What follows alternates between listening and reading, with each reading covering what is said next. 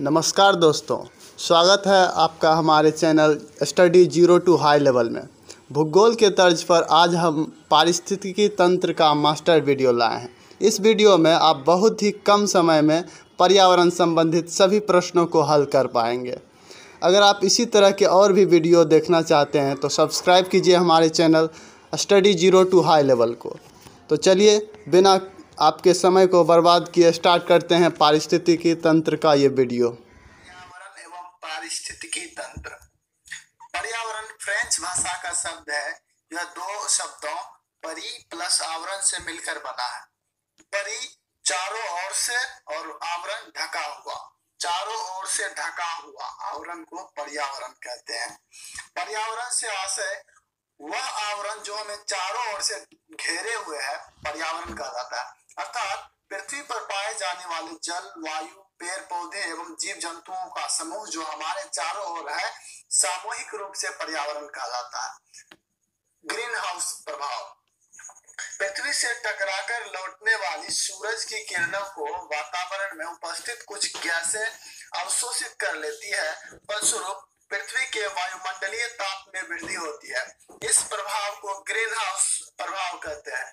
सर्वप्रथम Joseph Fourier ने 1824 ईस्वी में ग्रीन हाउस अवधारणा प्रस्तुत की थी। पर्यावरण में ग्रीन हाउस प्रभाव में वृद्धि मुख्यतः कार्बन डाइऑक्साइड के कारण होती है। प्रमुख ग्रीन हाउस गैसें हैं जल वाष्प, carbon dioxide, methane, nitrous oxide, chlorofluorocarbon, CFC इत्यादि। नाइट्रोजन ग्रीन हाउस गैसें नहीं है। नोट: वर्तमान में कार्बन डाइऑक्साइड CO2 के उत्सर्जन में सर्वाधिक योगदान करने वाला देश चीन है। 1997 में Kyoto protocol green house gas से संबंधित है। क्योटो जापान का एक शहर है। ओजोन वायुमंडल समताप मंडल में ओजोन गैस O3 सौरिक विकिरण की पराबैंगनी किरणों को अवशोषित कर लेती है तथा उन्हें पृथ्वी तल तक पहुंचने से रोकती है, जिसके कारण ओजोन परत भूतल को अत्यधिक गर्म होने से बचाती है। अतः समताप मंडल में स्थित ओजोन परत का जीव मंडल में सभी प्रकार के जीवों, पौधे, जंतु, सूक्ष्म जीव तथा मनुष्य के लिए अत्यधिक महत्वपूर्ण है। ओजोन गैस हल्के नीले रंग की होती है। इसकी गंध तीखी होती है। ओजोन एक प्रबल ऑक्सीकरण कारक होता है जो अत्यधिक सांद्रण होने पर धमाके के साथ विघटित हो सकती है। ओजोन परत का क्षरण।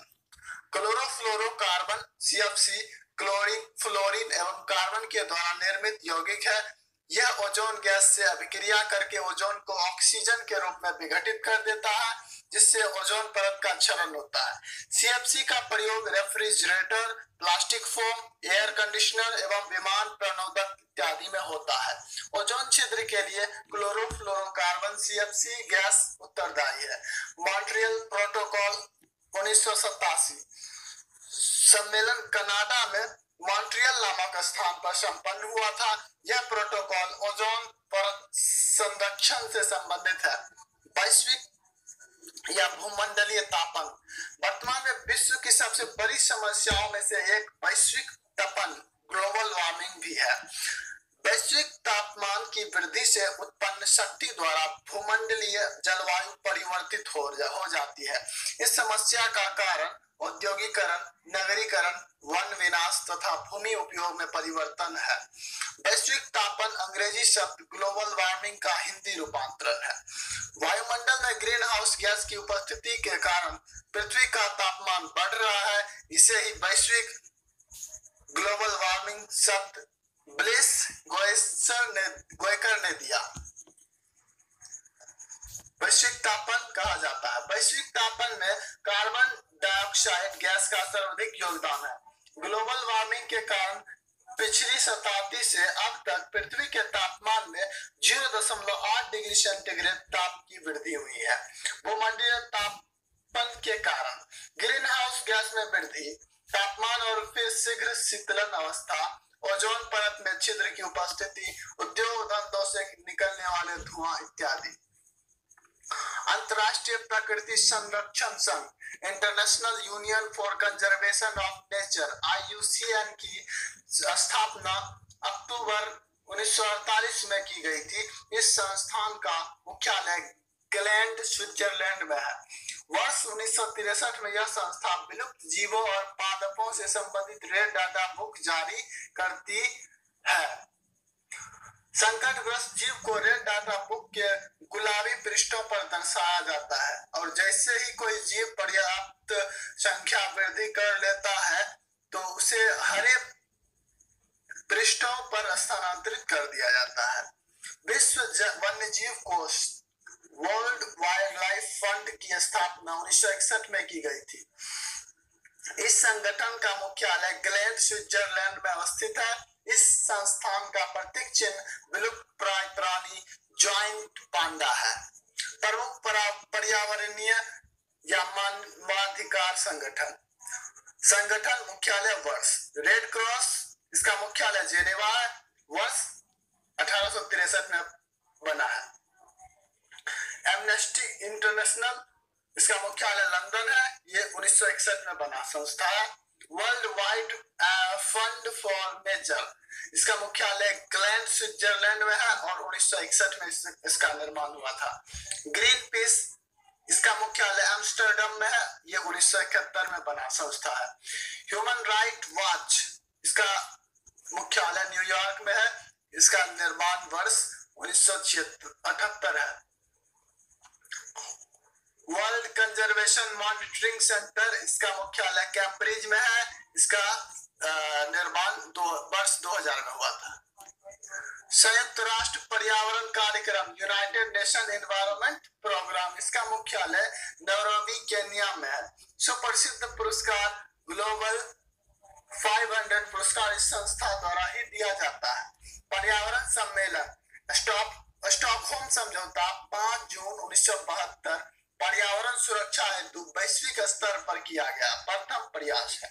इस सम्मेलन में ही 5 जून को विश्व पर्यावरण दिवस घोषित किया गया था। CITES, the conservation on international trade in endangered species, यह विश्व का सबसे बड़ा वन्यजीव संरक्षण संस्थान है। यह संस्थान जीवों तथा उसके अंगों के व्यापार पर प्रतिबंध लगाता है। मॉन्ट्रियल समझौता 16 सितंबर 1987 को हस्ताक्षरित की गई थी। यह संधि ओजोन परत के संरक्षण से संबंधित है। ओजोन परत संरक्षण दिवस 16 सितंबर को मनाया जाता है। पर्यावरण संबंधित महत्वपूर्ण समझौते या सम्मेलन: स्टॉकहोम समझौता 1972, हेलसिंकी सम्मेलन 1974, लंदन सम्मेलन 1975, ब्रटलैंड रिपोर्ट 1987, आधारी समझौता 1989, पृथ्वी सम्मेलन 1992, रियो डी जेनेरो सम्मेलन इसे कहा जाता है, जोहान्सबर्ग सम्मेलन रियो +10 यानी ये 2002 में सम्मेलन हुआ था, बेल्जियो घोषणा पत्र 2002, स्टॉकहोम सम्मेलन 2004, बाली सम्मेलन 2007, रियो +20 सम्मेलन 2012, वार्सा पोलैंड सम्मेलन या COP90 सम्मेलन 2013 नवंबर में, लीमा पेरू सम्मेलन COP-20 2014 दिसंबर में, पेरिस फ्रांस सम्मेलन COP21 2015 दिसंबर, मराकेश या मोरक्को सम्मेलन COP22 2016 नवंबर, बॉन जर्मनी सम्मेलन COP23 2017 नवंबर, केटोवाइस पोलैंड सम्मेलन 2018, COP24, COP25 2019 Madrid Spain, COP26 Glasgow Scotland UK 2020। पारिस्थितिकी: विश्व में सर्वप्रथम अर्नेस्ट हैकेल नामक प्राणी विज्ञान शास्त्री ने 1869 में पारिस्थितिकी इकोलॉजी शब्द का प्रयोग किया था। अर्नेस्ट हैकेल के अनुसार वातावरण और जीव समुदाय के पारस्परिक संबंध के अध्ययन को पारिस्थितिकी कहते हैं। पारिस्थितिकी तंत्र में जैविक अजैविक संघटक, पोषण स्तर, ऊर्जा प्रवाह, भू रसायन चक्र, प्रकाश संश्लेषण चक्र, आहार श्रृंखला, पादप जगत, जीव जगत, वायोम असंतुलन, प्राकृतिक आपदाएं, प्रदूषण एवं पर्यावरण प्रबंधन का अध्ययन किया जाता है। पर्यावरण एवं पारिस्थितिकी, पर्यावरण का प्रत्येक भाग जो जीवधारी की संरचना एवं कार्य पर प्रभाव डालता है पारिस्थितिकी कारक कहलाता है। कारकों के प्रभाव के कारण ही संसार के अलग अलग भागों में अलग अलग प्रकार की वनस्पति पाई जाती है। पारिस्थितिकी तंत्र, पारिस्थितिकी तंत्रीय तंत्र शब्द का प्रयोग सर्वप्रथम ए.जी. टॉन्सले नामक वैज्ञानिक ने किया। समुदायों के जीव की रचना, कार्य, उनके वातावरण के पारस्परिक संबंध को पारिस्थितिकीय तंत्र कहा जाता है। पारिस्थितिकीय तंत्र के घटक, सामान्य रूप से पारिस्थितिकीय तंत्र की संरचना दो संघटकों से मिलकर होती है और जैविक या भौतिक संघटक, दूसरा जैविक संघटक। ऊर्जा पक्ष के आधार पर पारिस्थितिकी तंत्र को तीन भागों या संघटकों में बांटा जाता है। ऊर्जा संघटक, दूसरा अजैविक या भौतिक संघटक, तीसरा जैविक संघटक। ऊर्जा संघटक, सौर्यिक प्रकाश, सौर्यिक विकिरण आदि सम्मिलित है ऊर्जा संघटक में। अजैविक या भौतिक संघटक स्थल, मृदा, जल, वायु आदि सम्मिलित है अजैविक या भौतिक संघटक में। जैविक संघटक पौधे, जंतु, सूक्ष्म जीव तथा उनके मृत भाग आदि सम्मिलित है जैविक संघटक में। जैविक संघटक को दो प्रमुख भागों में बांटा जाता है। स्वपोषित संघटक, पेड़ पौधे जो अपना भोजन स्वयं बनाते हैं स्वपोषित संघटक में आते हैं। दूसरा परपोषित संघटक, जीव जंतु जो पेड़ पौधे पर निर्भर रहते हैं वो परपोषित संघटक में आते हैं। परपोषित संघटक के अंतर्गत तीन प्रकार के जीव आते हैं। मातृजीवी, मृतजीवी, मृत पौधे एवं जीवों पर आश्रित मृतजीवी। दूसरा है परजीवी, जीवित जीवों पर आश्रित सूक्ष्म जीव। तीसरा है प्राणी संभोजी, मुख द्वारा आहार करने वाले बड़े जीव जैसे मानव। जैविक घटक के अंतर्गत उत्पादक, उपभोक्ता तथा अपघटनकर्ता आते हैं, जबकि अजैविक घटक के अंतर्गत अकार्बनिक घटक एवं कार्बनिक घटक आते हैं। सभी हरे पौधे उत्पादक श्रेणी में आते हैं। हरे पौधे को प्राथमिक उत्पादक माना जाता है। उपभोक्ता के अंतर्गत ये वे जीवधारी आते हैं जो अपना भोजन प्राथमिक उत्पादकों हरे पौधे को खाकर प्राप्त करते हैं। प्राथमिक उत्पादकों हरे शाकीय पौधे, झाड़ियां अथवा वृक्ष की पत्तियों को ग्रहण करने वाले जीवधारियों को शाकाहारी कहा जाता है। शाकाहारी जीवधारियों को खाने वाले अन्य जीवधारी को मांसाहारी कहा जाता है। सभी उपभोक्ताओं में परपोषी गुण पाए जाते हैं। गाय, बकरी, हिरण, खरगोश, टिड्डा, चूहा आदि प्राथमिक श्रेणी के उपभोक्ता होते हैं।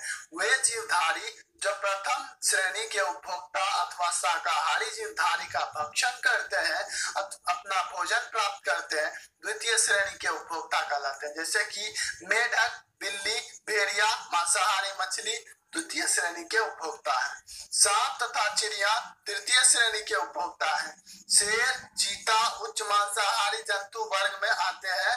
वे जीव जो प्रायः उत्पादक एवं उपभोक्ता मृत्यु के बाद उनके शरीर का अपघटन करते हैं तथा अपघटन से निर्मित पदार्थ का भोजन व ऊर्जा के रूप में प्रयोग करते हैं, अपघटनकर्ता कहलाते हैं।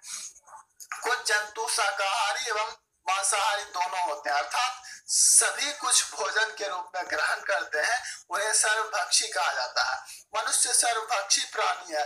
कवक एवं जीवाणु अपघटन करता है। अपघटनकर्ता को प्राकृतिक का बेहतर भी कहा जाता है। अजीवीय घटक, अकार्बनिक घटक, जल, calcium, potassium, magnesium, phosphorus, nitrogen और सल्फर आदि वायु की गैसें, oxygen, nitrogen, hydrogen, carbon dioxide आदि अकार्बनिक पदार्थ की श्रेणी में आते हैं। दूसरा कार्बनिक घटक, प्रोटीन, कार्बोहाइड्रेट्स, वसा, यूरिया तथा ह्यूमस कार्बनिक पदार्थ की श्रेणी में आते हैं। कार्बनिक पदार्थ जीवीय एवं अजीवीय घटकों में संबंधित स्थापित करते हैं।